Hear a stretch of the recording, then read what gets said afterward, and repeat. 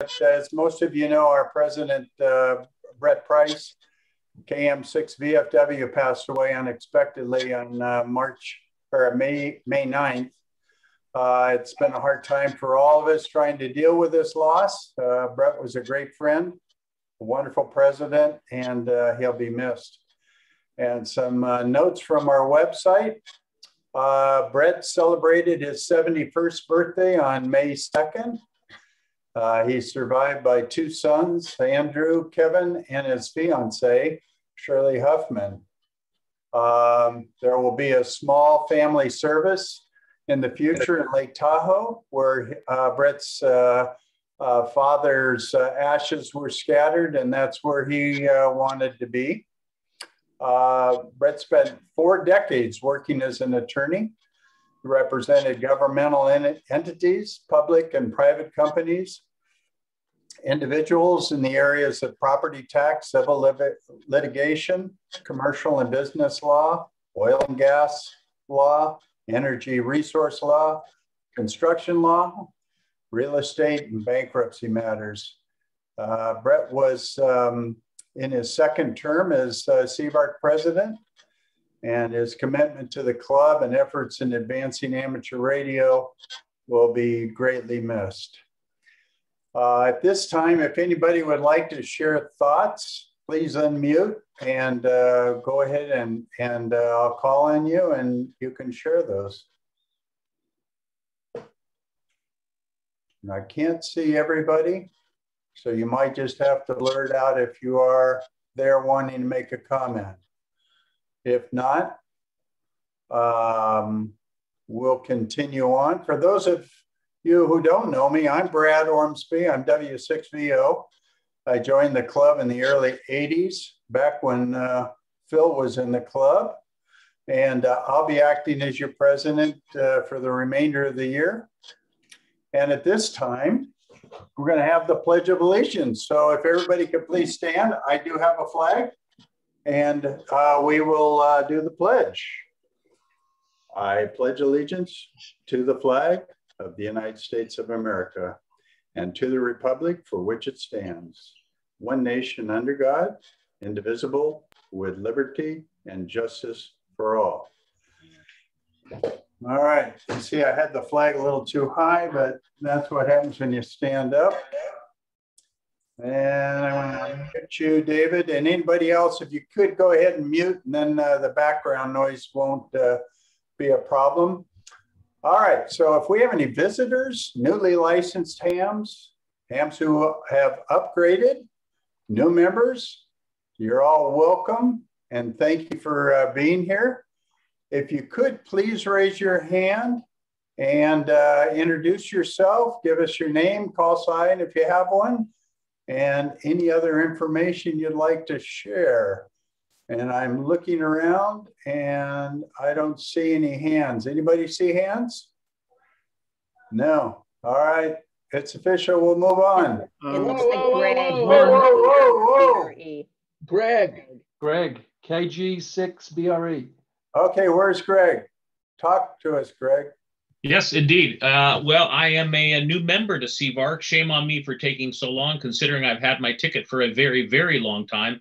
But I haven't lived in the Ventura County area that long, so that had something to do with it. Been to a few meetings, face-to-face meetings before, but again, just pure laziness kept me from joining. Shame on me. So I am a new member to CVARC. All right. Well, Greg, great to have you. Everybody's clapping.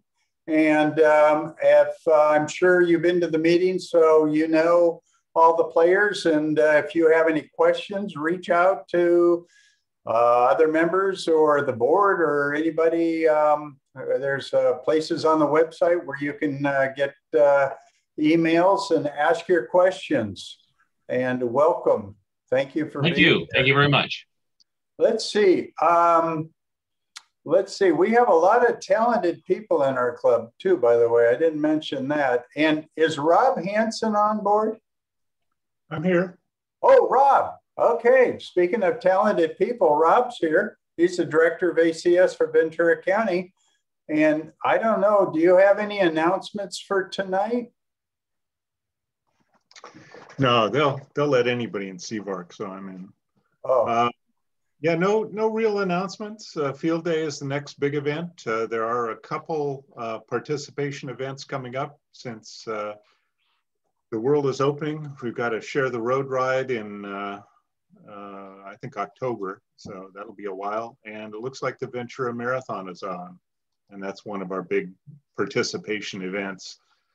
Hopefully we won't have any fires that we need to do anything with, and things will stay calm. But looking at reports from the fire departments, it doesn't look like a good year, but they pretty much say that every year. So we'll see. But this year is real dry and not much rain. So we'll see where it goes. And Greg, if you're interested in the emergency communications aspect, you can email me or anybody here if you're not part of the ACS group.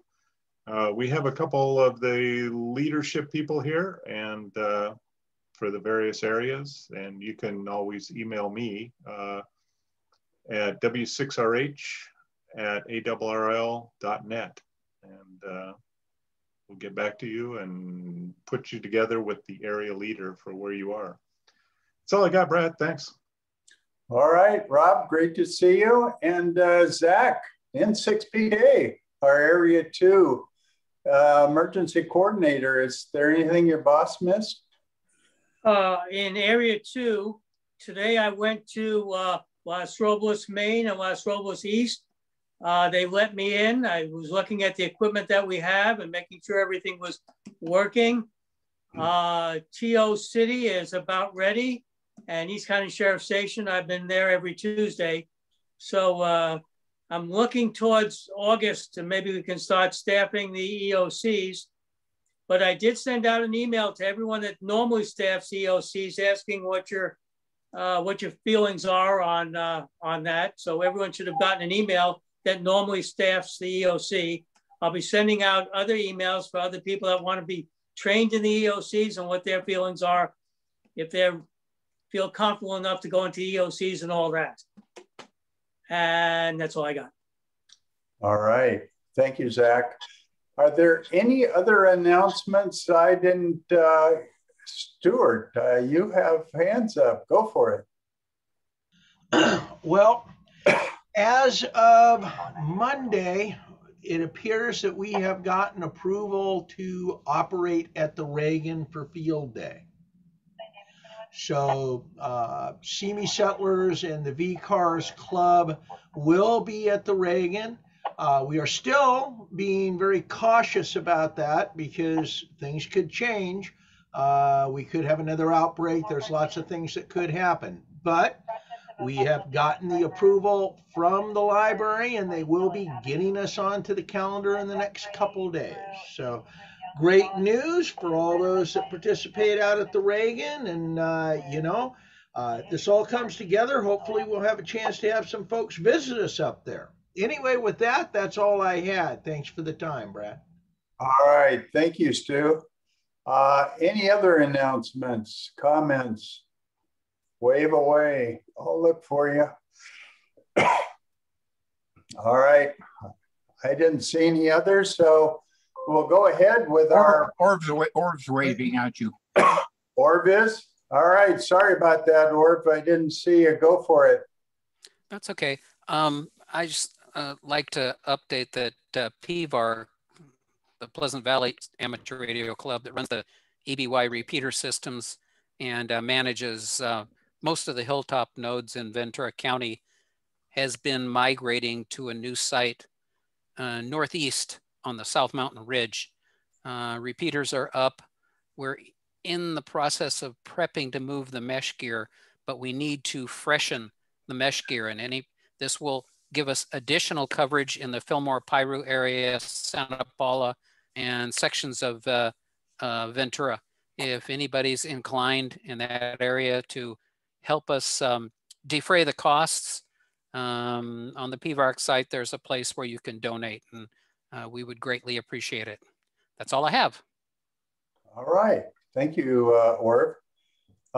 Anyone else that I miss? All right. I didn't hear anybody. So Our presenter this evening is Martin, AJ6CL. He's going to give us an overview of this year's field day. Martin has spent a lot of time on field day this year and last year. And in fact, I think he probably spent more time this year and last year than he did doing dental school. So let's welcome Martin. Tell us what we're going to do this year. Hi, Brad. Can you hear me? How's my audio? Oh, it's great. Okay, great. Yeah, thanks.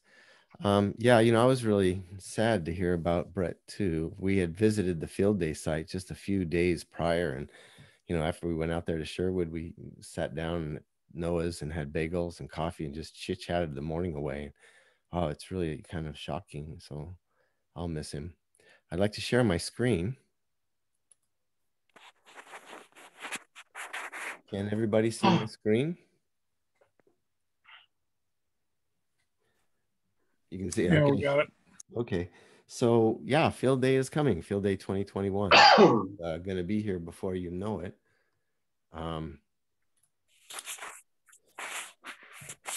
Let's see if I can make the slide change. Hang on. There you go. I'm Martin, AJ6CL. And if you have, questions or comments or criticism, you can reach me at AJ6CL@CVARC.org. And I'm also on the website in the about us and contact us section. So yeah, if you have any comments or questions or criticisms or anything else, that's where you can reach me.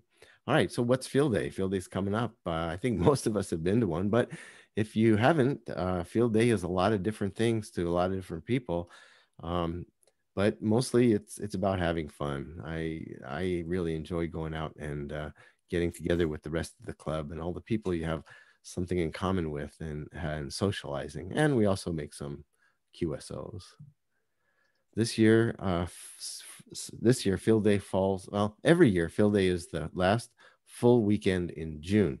And this year that falls on June 26th and 27th, Saturday and Sunday. We'll start setting up on the Friday before. So that's the 25th. We'll start at noon and then we'll get the gear set up Friday afternoon. And then the actual operating event starts at 11 a.m. Saturday, runs till 11 a.m. Sunday. And then we'll break down the equipment and go home immediately thereafter. Just for a little perspective, last year, field day was kind of different.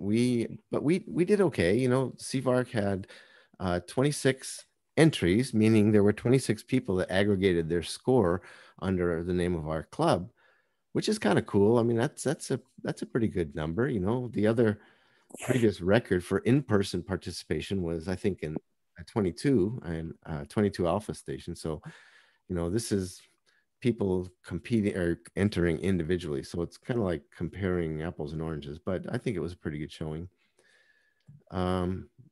Just for historical purposes, I compared the results from 2019 to last year. So you can see the 2019 field day was held before we'd ever heard of COVID-19. It was before the pandemic, and there's some really, really dramatic changes. In 2019, there was 1,200 alpha stations, which is, to say stations that were 3 or more people. During the pandemic, that was cut actually in half. The most dramatic number, I think, is here, the Delta stations. These are people operating at home on commercial power. Before the pandemic, there weren't that many, 769. Wow, during the pandemic, everybody stayed home, it looks like, and operated from home on commercial power. A big jump. ARRL is highlighting this number, 10,000, as a record of participants, which, yeah, it probably is a record of entries, but it's a little misleading. I suspect that a lot of the people that were entering as individuals here on this number were actually in the previous year participating in groups of 3 or more up here in alpha stations. But anyway, field day is not dead. Field day is not canceled. We're going to have field day. We had it last year and we're going to do it again this year. It's probably not going to look like this. We're not going to have the tents. We're going to be using pop-ups, easy ups, canopies, maybe some small tents. And we'll probably be doing some kind of social distancing. We're planning on keeping the pop-ups about 10 feet apart. And, you know, someday I'm kind of hoping we can get back together like this. And, you know, actually, I kind of enjoy getting together. It's a lot of fun like this, socializing and operating, but maybe next year. We will have a COVID-19 prevention plan. As you can see, this screen is blank. And the reason it's blank is because Gary, KN6DMM, had written a really comprehensive and well thought out COVID prevention plan, and he sent it to me. And I was about to send it out to everyone, but before I could hit the send button, the CDC, the Centers for Disease Control and Prevention, actually changed their recommendation. And I anticipate that soon thereafter, the state of California and Ventura County will also update their recommendations, or their rules, actually. So we're going to wait for them to do that before we publish the plan. But we will have a COVID-19 prevention plan. And I think Gary is going to brief us on it probably, you know, we're going to wait probably till about a week before field day before he presents that, just because it's kind of a moving target. You know, it seems to change pretty regularly. But stay tuned for that. Speaking of the pandemic, there's still time if you want, if you like, if you choose to go that route. The vaccine is available. I believe now it's available to everybody, ages 12 and up, and it's available in multiple places around the county. Even if you were to start it tomorrow, even if you don't complete the series, the 2-shot series for the Pfizer or the Moderna vaccine, you'll still gain a significant amount of protection from the initial vaccine, the initial injection. So if you want to do that, there's still time. We're about 35 days out from field day as of today, I think. Okay, other changes. The ARRL has extended the waivers on Class D stations operating with other Class D stations for points. You know, previously, people who are operating from home on commercial power could not QSO other members operating from home on commercial power for points. But that's been waived, and everybody can work everybody for points this year, again, like last year. They have imposed a excuse me, they have imposed a power limit, 150 watts on Class D and E stations this year, though. The other waiver, and I'm not really sure how this is going to work out, the other waiver that they've extended is the aggregate club score waiver, where you can aggregate your club score with CVARC, and they'll publish an aggregate score for clubs, even though we're not operating all together. It's going to be interesting to see how they do this, because we're going to be submitting a club score from the field day site over at Lake Sherwood, and we're going to have members operating from home who will be aggregating their score with the club name as well. So it'll be kind of interesting to see how they do that when they publish the results in December. Okay, so those members who are operating from home, they'll submit their entry like last year. You don't have to write down this website. It's on the ARRL website, and so this is the app, the field day entry app on the ARRL website, where you'll submit your score if you're operating as an individual at home. And it's going to be done the same way as it was done last year. You'll enter your call sign and the information on that app, and under the club or group name, our club is called according to the ARRL, and on that entry app, it's called Canal Valley ARC. They don't call us CVARC or Canal Valley Amateur Radio Club. They call us Canal Valley ARC. And this is what the app looks like when you bring it up on the ARRL website. So when you enter your call used and all the other information, the location will be Santa Barbara. Our section is going to be Santa Barbara. When you get to the club or group name field, you start typing Canal Valley, and it'll come up on the drop-down menu with Canal Valley ARC. It did have two different entries for our club. I wrote to the contest manager and he deleted one, so there won't be any confusion about the club name. It'll come up as Canal Valley ARC. Click that and submit your entry, and it'll aggregate your score. And then all the other the other entries that you'll put in your numbers of QSOs, in each of the bands, and across, the rows will be the modes that you use, and how many QSOs and how much power you use. So that's the same as last year. As I said, the club name is Conejo Valley ARC in the club field, the name of the club field. So for submitting statistics, as I said, if you're operating from home, you'll submit to the ARRL website on the app on their website. And if you're at the Sherwood site, if you're actually going to be doing field day with us in the Lake Sherwood area, you will log your QSOs on your laptop, and the score will be collected by the network that Dean is going to set up via the N3FJP field day contesting software. And then at the end of field day, one of the club officers will gather that information and submit it to the ARRL. So everybody's invited, whether you're operating from home, staying home and operating, or coming out to the Sherwood site. Submit your scores, aggregate them under CVARC, and we'll have some fun. For your exchange, you're going to have to understand your category in class. And very briefly, your category is classified as the number of simultaneously transmitted signals that you're using.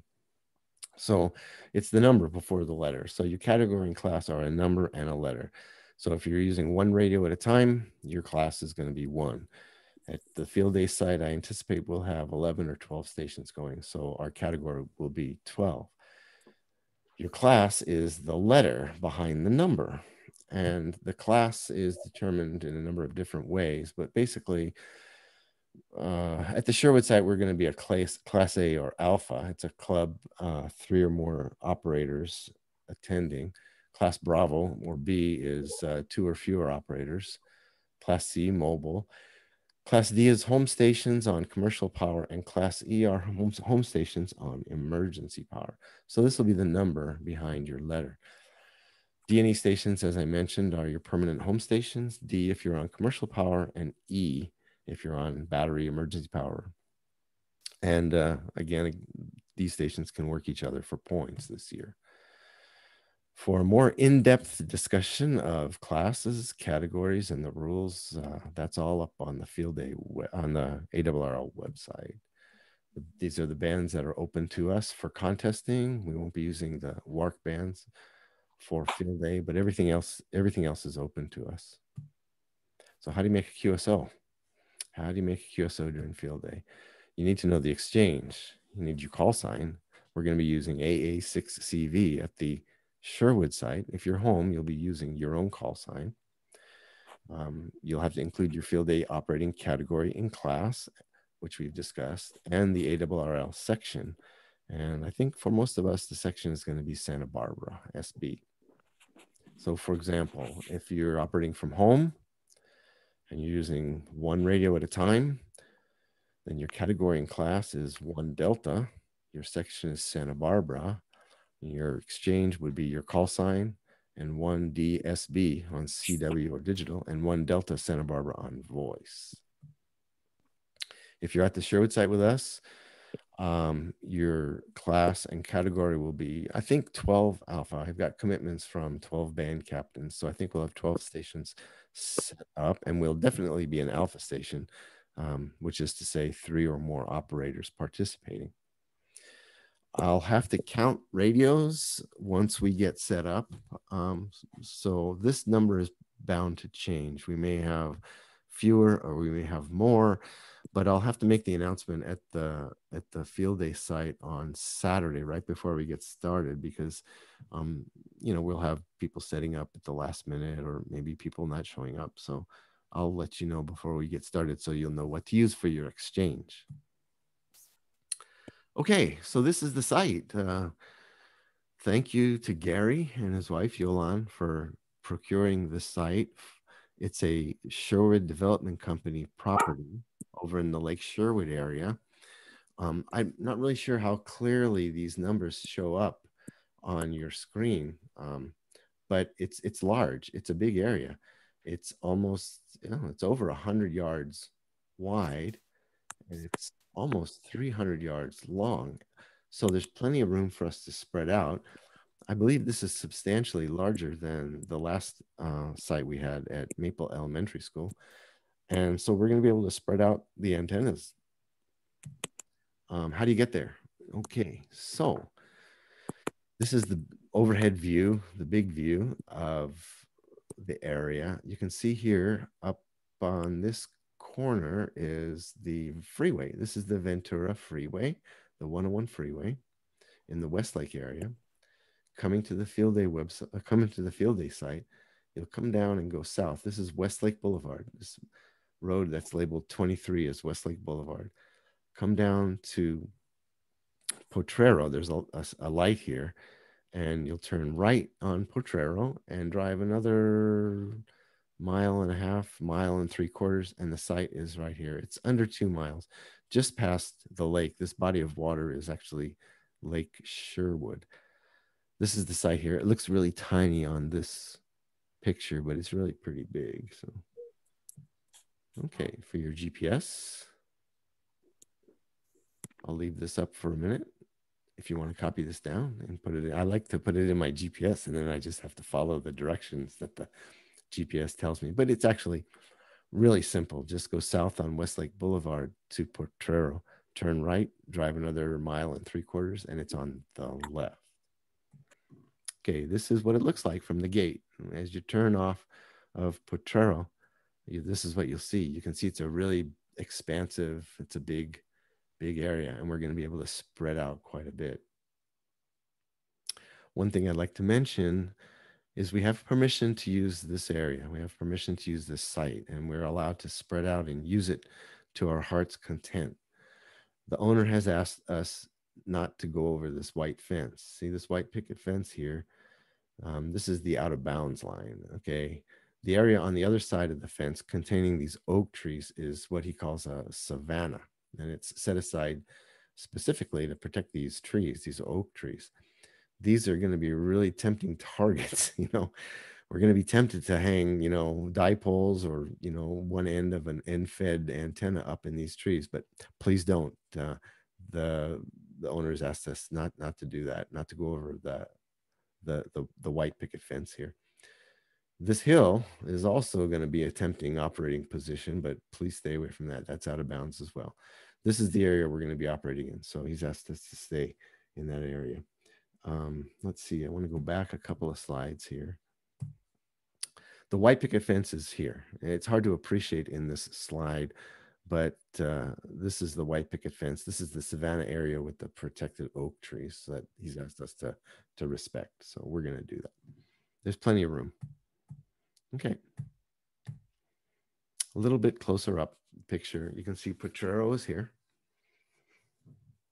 And there's a gate right here. Oh, excuse me. My goodness. There's a gate here and the driveway, gravel road entering the site. And so this is where we'll be operating. We'll be lining up our pop-ups here and setting the antennas out here in this area. This was a thank you to Rob Hansen for this idea for a layout. It was much better than the one that I had originally anticipated. And Bill Wilcox has been really working hard on designing a really comfortable and safe layout. But in a nutshell, we're gonna the squares represent the pop-ups. Okay, the pop-ups will be set up probably a little further west of the road. You can see the road here. We're going to move these pop-ups a little further west. And I think the GOTA, you can see this is the GOTA station and the public affairs table. Those are going to be moved down here on the west side of the road as well. The stars represent the masts holding the antennas. So this is what the original plan was going to be, and it's been modified. I think Bill's been working quite hard on this, and he's changed it and modified it and improved on it. And I think we're up to plan H, or hotel, and this is what it looks like. Now this is a little bit hard to see, but I think you can appreciate the gate here, and the road runs this way. The road runs this way, and you can see the masts that were represented by stars are now represented on this diagram by circles. 1, 2, and down here 3. It's kind of hard to pick out, but It's in green down here.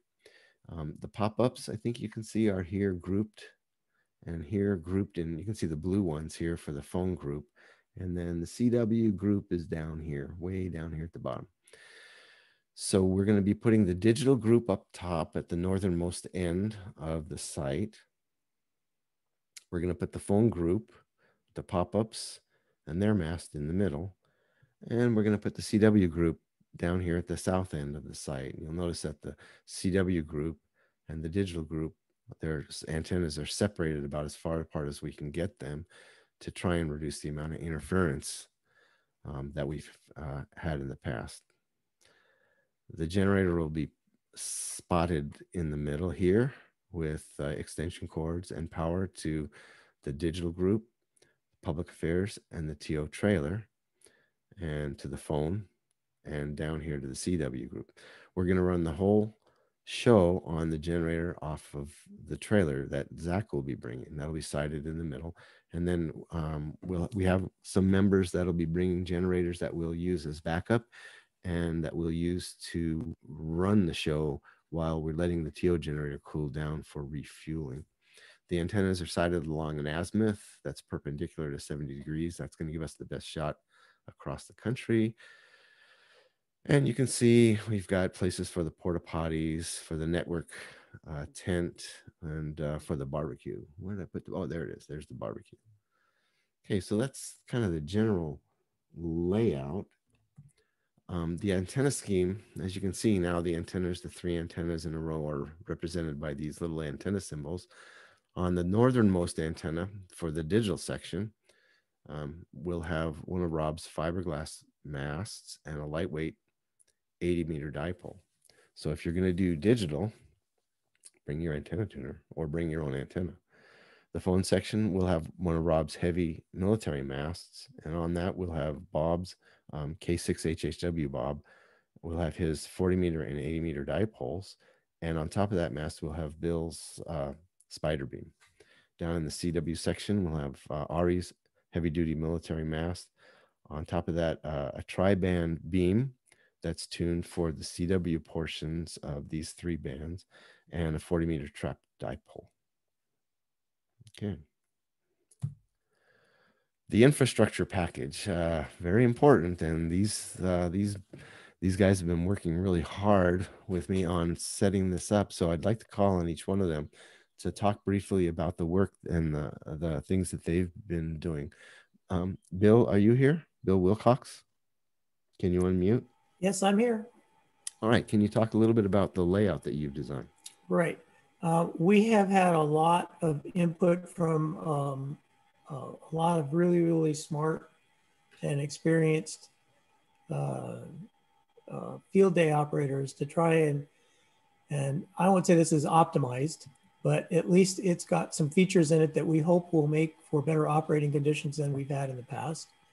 I will say though that unlike, Will Rogers, who liked to say that what the world needed was a plan to end all plans, no plan actually survives first contact with reality. So we will be probably modifying this on the fly as we put it together to make sure that we do take advantage of the entire space and keep everybody nice and far apart and make sure that we have the right power getting to the right places. So do not get too upset if this particular plan doesn't have all of the features in it that you think it should. And we will be flexible, like I said, when we start putting things together. Okay, thanks, Bill. Let's see. Roger, are you here? Can you unmute and talk a little bit about the electric and the power distribution plan? Sure, thank you.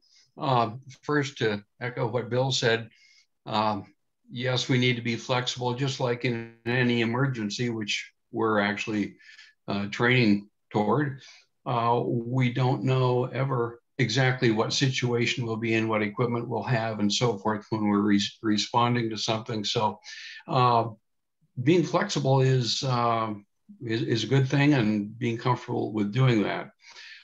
The layout for the AC power, we'll be using the TO generator, the 3 kilowatt Honda inverter type, quiet.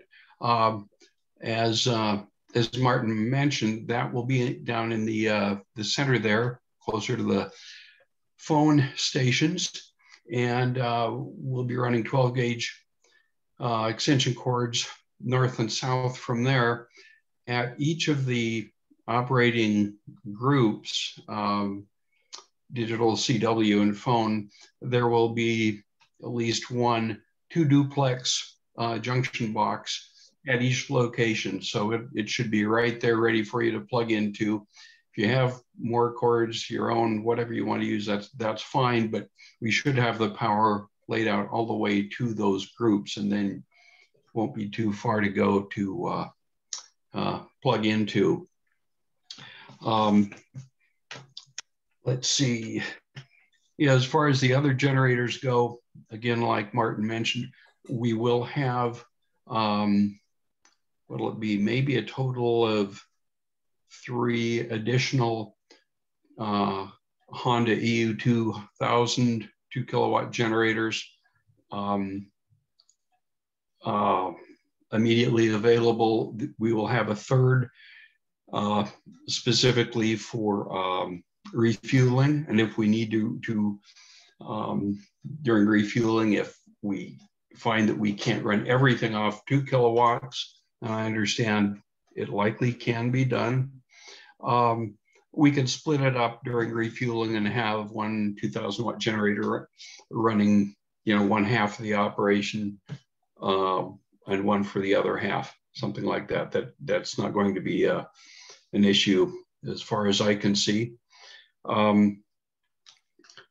In talking with Rob, he pointed out that as far as voltage drop and so forth goes, shouldn't be too much of a problem. We're not drawing a lot of power, considering most of the power supplies, I believe, would be switcher types that that are more efficient than linear supplies. But in any case, we will have the generators to make it happen. If for some reason we needed heavier cord, I've got a few hundred feet of 6 gauge cord for conductor that could be used, but I don't think we'll be at the point where we need that. That's about it from here. Martin, back to you. Okay, thank you, Roger. Thanks for your patience with me on this too. Dean, are you here? Can you unmute and talk a little bit about the network if you're here? I'm not sure I see Dean. Okay. All right. Well, the concept of the network will be that everybody will have N3FJP installed, you know, the field day software specific, the field day specific software from N3FJP. And Dean is going to set up a network so that everybody's laptop will be on the network. And when you type in a call sign, you can tell if it's a dupe or not. So I'll be working with Dean and Roger and Bill. I think we're going to walk the site early before we start setting up. We can stake out places where everybody will put their pop-ups, generator, trailer, and so forth.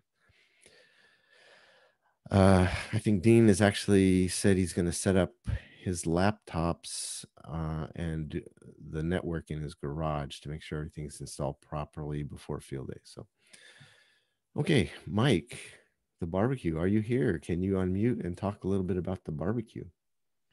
Yes, I am here. So we're planning on doing a barbecue on Saturday. Much like we did the 2019 field day, where it'll be self-prepared. We're looking at probably tri-tip, chicken, coleslaw, garlic bread, beans, potato salad, macaroni salad, the usual things, soft drinks and dessert.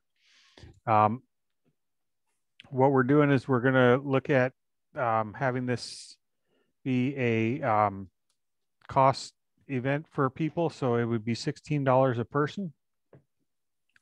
And so far, since we're not meeting in person, we don't have a way to gather the money easier than the way we suggested, which is everybody could send in a check to the PO box. And if we had everybody accounted for probably a week prior, which is the 18th, then we would know how much food to buy for the day of the barbecue. Okay, great. Thanks, Mike. So a deadline, the 18th? Yes. Excellent. Thank you. Okay, now I had made a mistake. I thought it was $17, so I made this slide. It says 17, but okay, it's $16. Mail your check to the post office box that the club has. This is the address.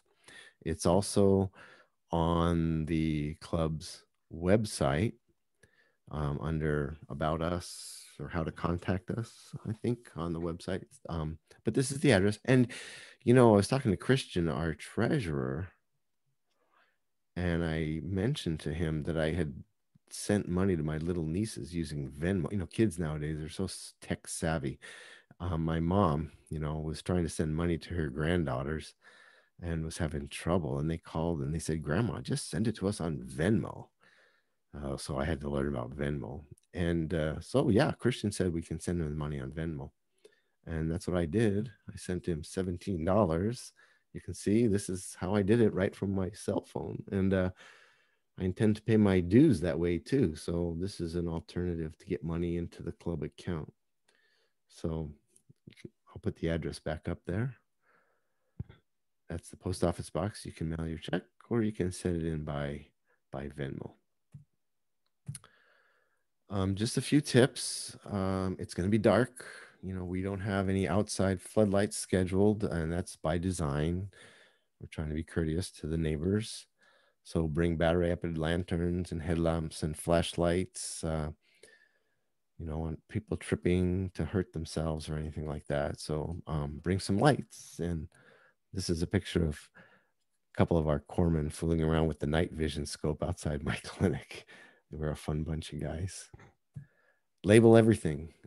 Put your name and your call sign on everything you bring. Your pop-up, your chairs, your tables, your radio, your power supply, your extension cords, trash cans, generators, gas cans, everything that you bring, put your name on it, because everything's going to be all mixed in together. And if there's no name, it's going to be difficult to sort out who belongs to what. So please label everything with your name and your call sign. It also gets quite windy. It can be windy at that site. So I'd recommend getting some tent stakes and guying down maybe some paracord or some laundry line and guy down and tack down your pop-ups. If the wind starts to blowing, you know, we don't want those to get airborne. Keith, are you here? Can you unmute and speak a little bit about the Terry Graves Memorial event? I am here, and how do I sound? You sound good. Okay. Well then, yeah, we're going to have the Terry Graves Memorial event this year. Last year, we were really surprised by how successful it was and how many people were just absolutely crowding the 2-meter airwaves for just about the whole 24-hour period. And we got a lot of hams in this county and a lot of people in addition to those that take part in the club events. So we're going to do it again this year, even with the club events. And it is open to any ham who lives in the county or an adjacent community. Any license level. It's going to be 2-meter simplex contacts. So basically any level of equipment people can take part. You would use your own call sign and all of the rules for field day. And of course, your contacts can still be submitted to the ARRL for whichever club you prefer, which of course, if you're listening to this, that would be CVARC. And I know Stu's dying to make a comment right there, but we all know what it is. So. Some of the things that I'm still waiting on to the last minute to make decisions on, I want there to be a bonus, probably 25 points, for going by a club site and operating as the club under the club call sign. I need to wait probably just no more than another few days to have the details from the 4 clubs involved on what their rules and policies are going to be about people visiting the site. But I think we'll have that worked out, and it'll probably be 25 QSO bonus if you go visit a club site and take part in their club activities, whether you're a member or not. And of course, there's no harm in visiting other clubs' sites as well. You know, keep a little bit of camaraderie going there. And I think that's pretty much going to be about it. I'm hoping to have a Zoom session running the whole time where we can talk about it.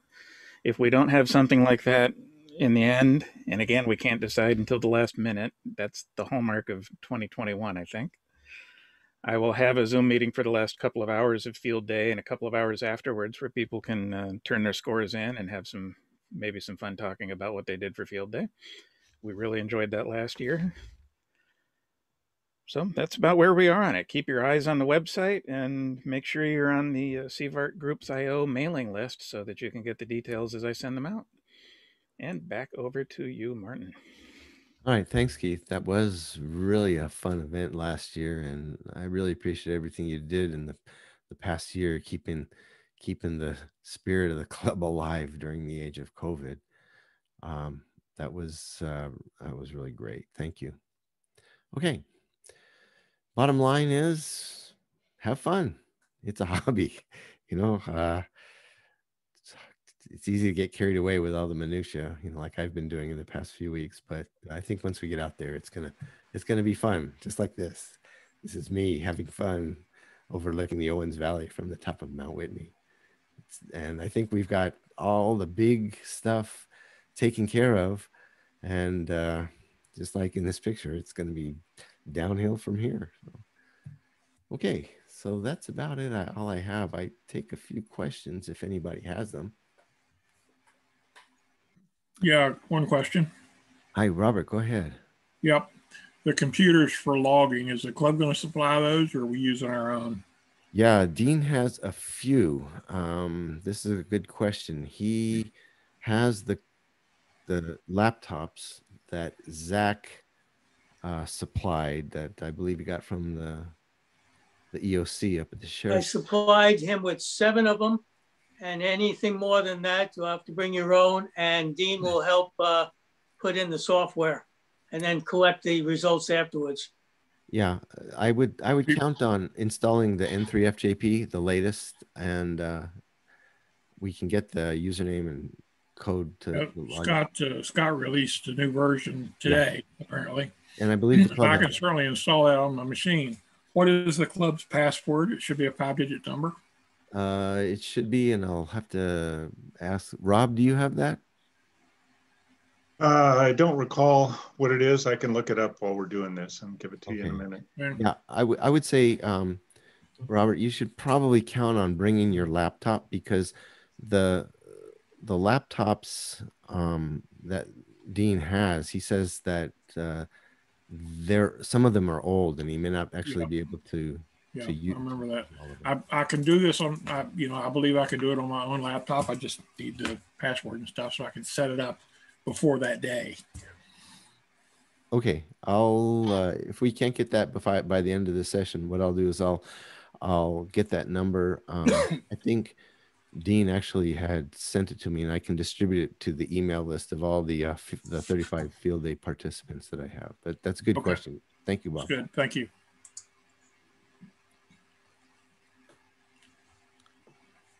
Other questions?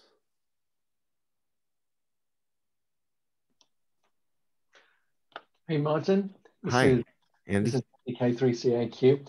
I'm just wondering, so if we're working on field day and we take down a 2 meter radio with us, VHF radio, could we also participate in the Terry Graves event? So if people were looking for people to call, how would that work?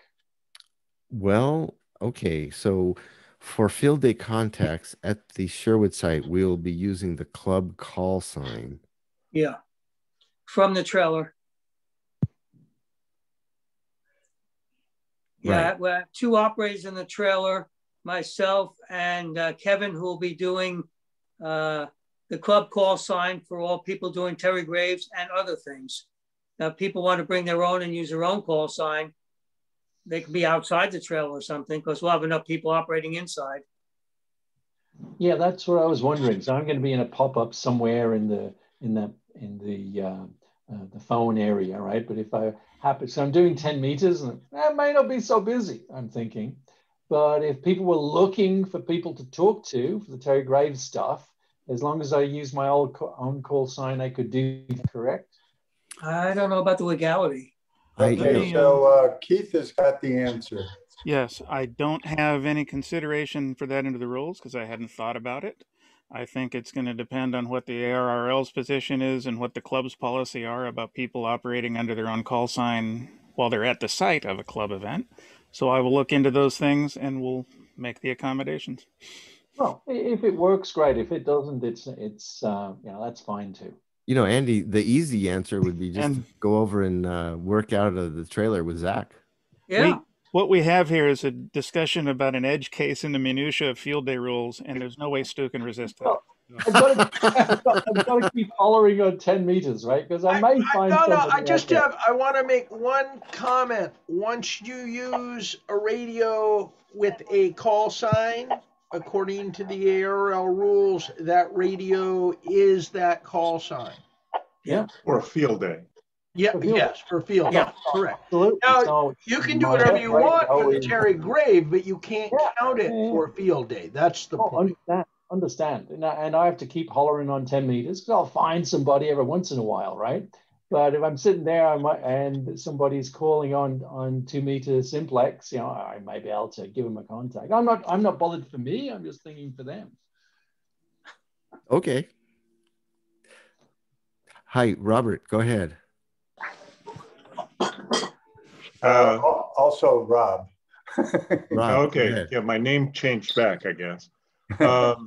The password for the N3FJP, Robert, if you got your pencil ready. Yep, ready to go. Is 35722.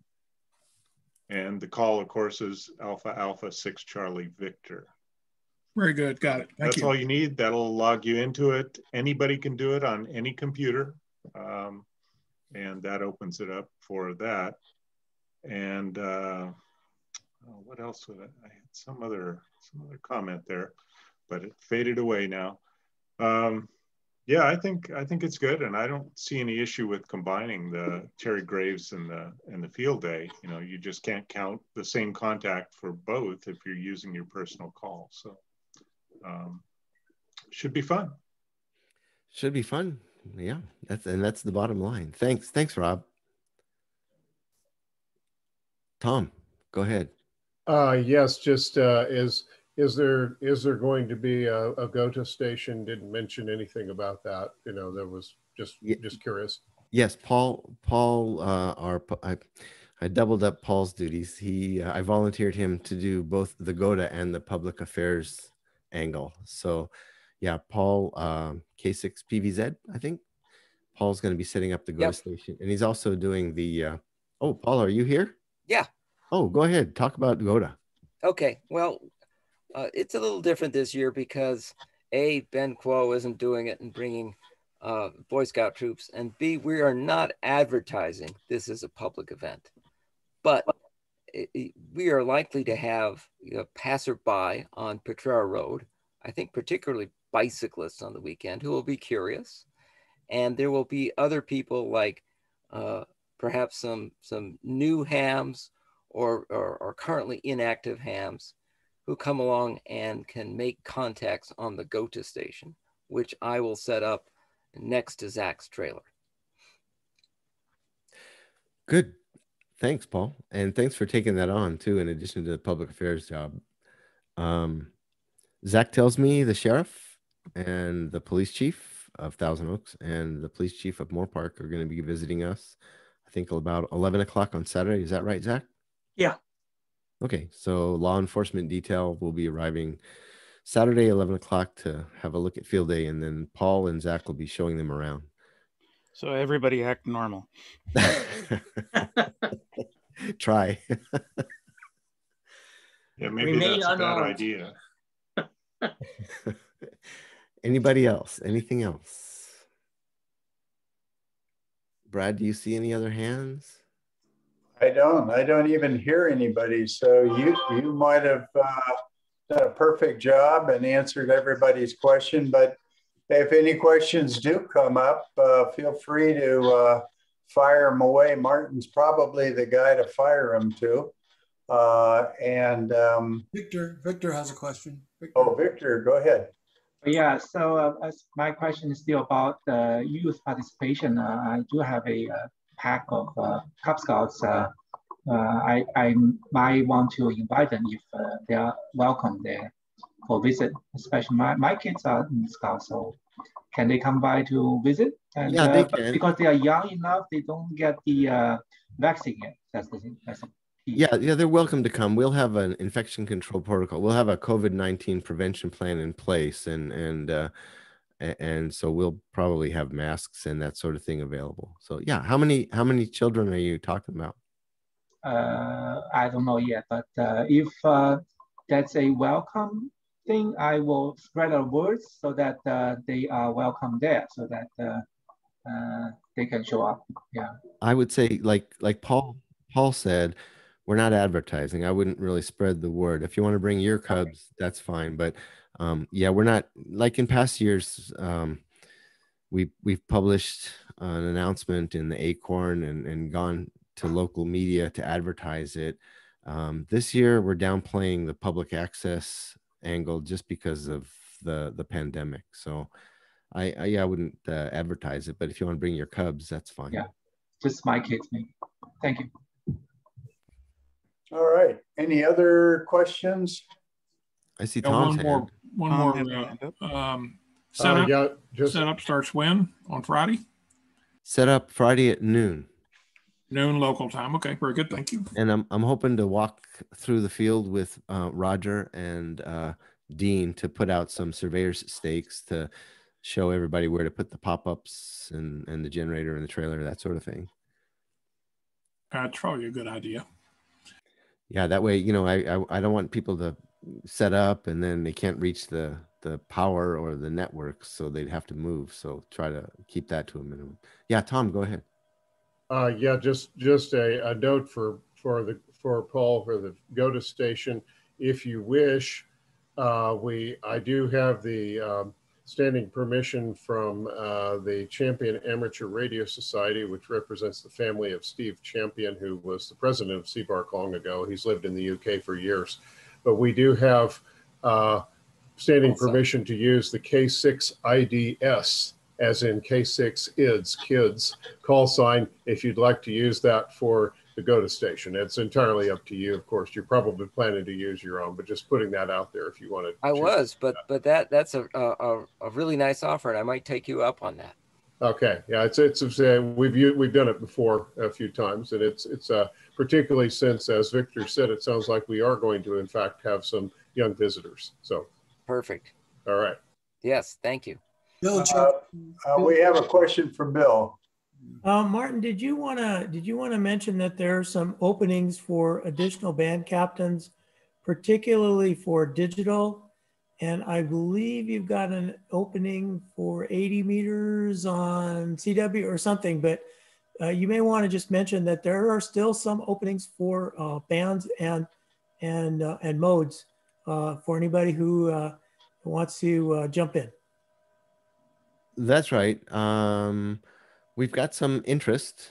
We've got some interest in the digital modes. No solid firm commitments for band captains. So if you really are interested in, doing digital, and you can bring an extension cord, a power supply, radio, a laptop, a feed line, and antenna, then contact me at AJ6CL@CVARC.org.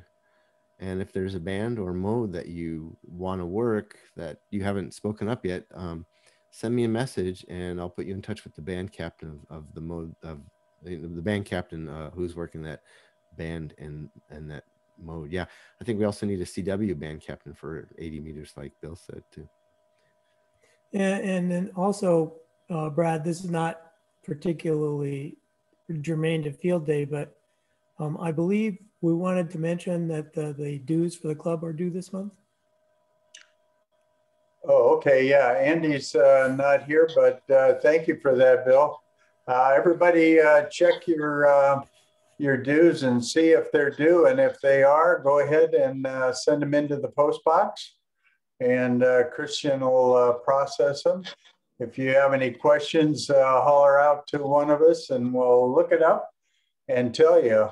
And, you know, when in doubt, send money. That always works. Okay, are there any other questions for Martin?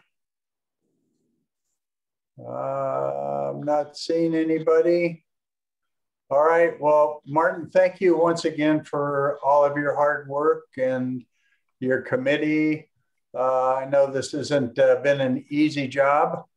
And remember, if you're not signed up and would like to participate, just come and see the setup, whatever.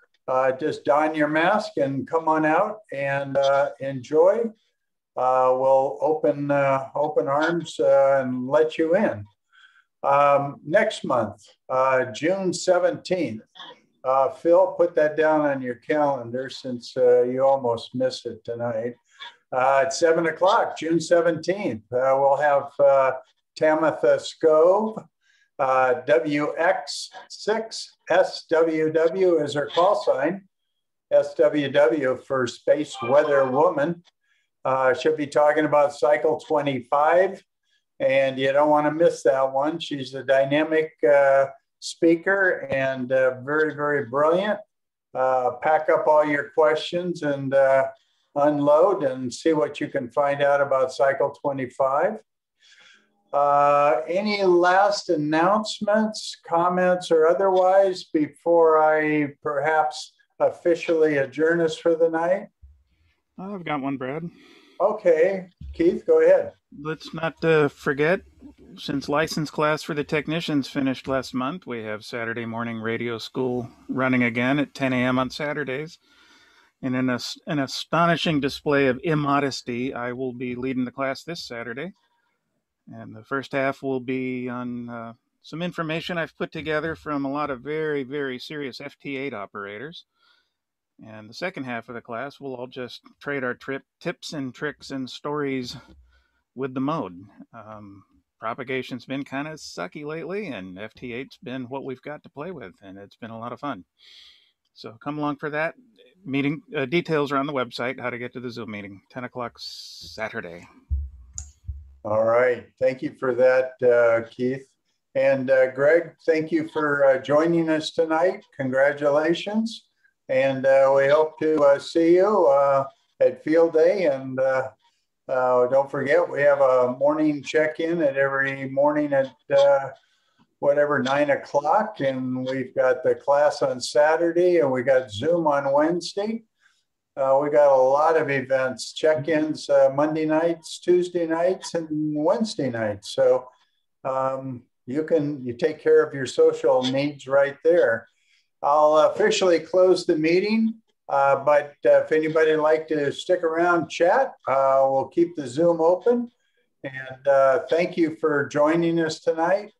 And let's have some fun. Go ahead, Joe. You have a question, it looks like. I do. This is for Stu, if he's still on. Are they staying at the Reagan Library overnight? Yes, it's open 24 hours. Very good. And so is Sherwood, Joe, just so you know. Right. I personally intend to be at Sherwood through the evening. Yeah. There's a great night watchman on at Sherwood. Yeah, we got 3 watchmen on security, and they're going to be up all night. It'll be Zach and Bill. You know, and I have to say, that sounds like a great idea, Zach. I think everybody should visit CVARC between 12 a.m. and 4 a.m. And then you guys can come see us during the day. Are you serving breakfast? Yeah. Breakfast on you guys? Yeah, we got dinner covered. You got breakfast? Oh my goodness! So I got a box of Wheaties. We're fine. Eggs and hash browns. That's what it sounds like. No, Stu, Stu, does that mean you're a daydream believer? Yeah, there you go. Actually, it's going to be interesting. Just a quick caveat here. We're not really sure what all the restrictions are going to be. Of course, we have a COVID plan, but we're not sure if there are going to be additional restrictions put on us by the library.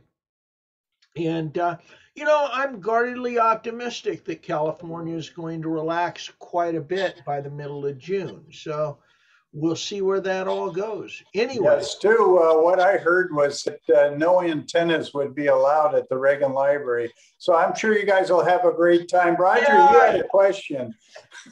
Yeah, for Rob and kind of Martin, by the way, I just noticed on the list, Rob, is a truck needed to move your mast? No, okay. No problem with that. And RA is the same, so. Okay, good enough. Good. Thanks.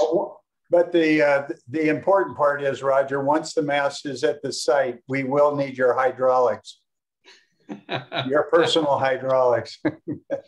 We'll see what's available on my day off. All right.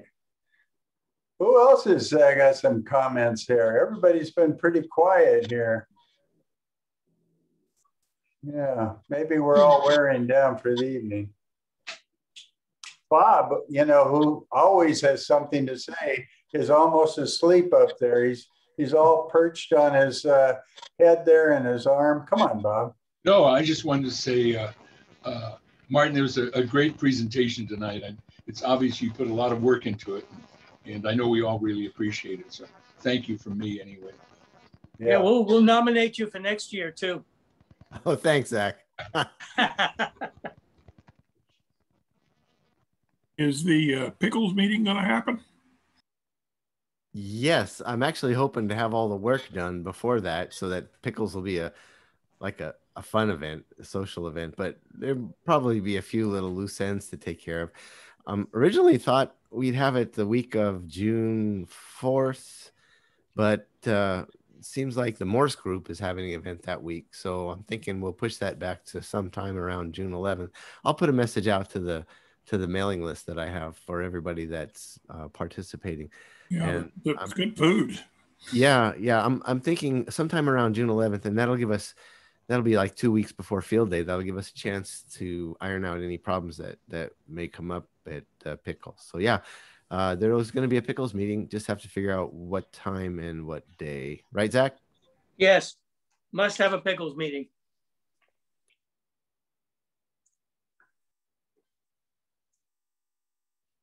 For the people that don't realize, the Sherwood event, we're going to have Kevin's RV out there. It's one of those coaches. Where did you go, Kevin? Did he get away? I think he got away. Yeah. It's one of those fancy ones, with the granite floors and whatnot. Yeah. 300 feet long. Yeah, we're going to be roughing it out there. But Stuart, how many do you have out there at the Reagan Library? How many of those big RVs? Did he get away? Oh, he just woke back up. Go ahead, Stu. Actually, we have very limited parking for RVs at the Reagan. So usually we only have 1 or 2 RVs, and they're typically stationed up on the heliport. Oh, okay, just a second. I got a call coming from my daughter here. Anyway, but we're fortunate enough that we're allowed to use the facilities at the Reagan. So, and they do open up special facilities for us overnight, so we don't run into that problem. And for the most part, the only people that are there in the middle of the night are the folks that are working 80 and 160, because just about everything by that time is pretty much closed up. But yeah, Do you have a hosted bar or not hosted bar? Oh, we bring big, giant jugs of water. Dude, do you have any idea what your category is going to be? How many stations they'll be going? You know, right now I'm not sure. We're probably going to be someplace, I don't know, 22, 24. Oh, wow. That's a Oh, lot. I'm kidding. I'm kidding. I'm kidding. Dude, is there any restrictions on visitors? At this point, since we're going to be at the Reagan, I'm not sure, and we're working that out. Obviously, we've got restrictions that have to do with the ability to participate. We're requesting that everyone has been vaccinated if they're going to be participating in field day. The question is, all right, well, you know, the Reagan's going to be open. We're going to have visitors as well. So the issue is that kind of breaks that protocol a little bit. So that's a conversation that we're going to have over the next few weeks.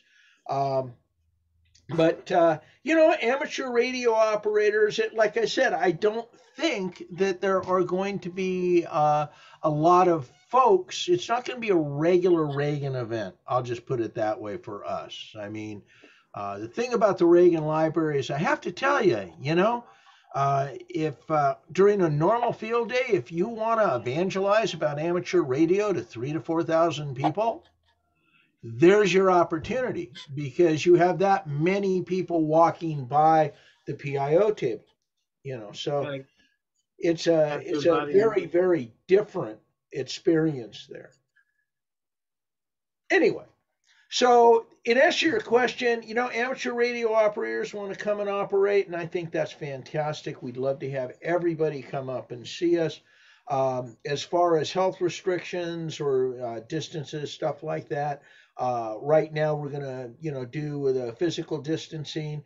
Lot of stuff's gonna depend on the mask rules as to whether people have the choice not to wear a mask.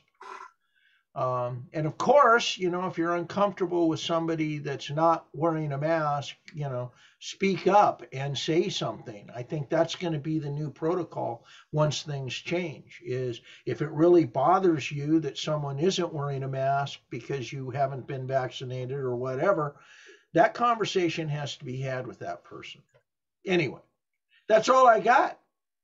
Hopefully our master of ceremonies is off the phone. Yeah.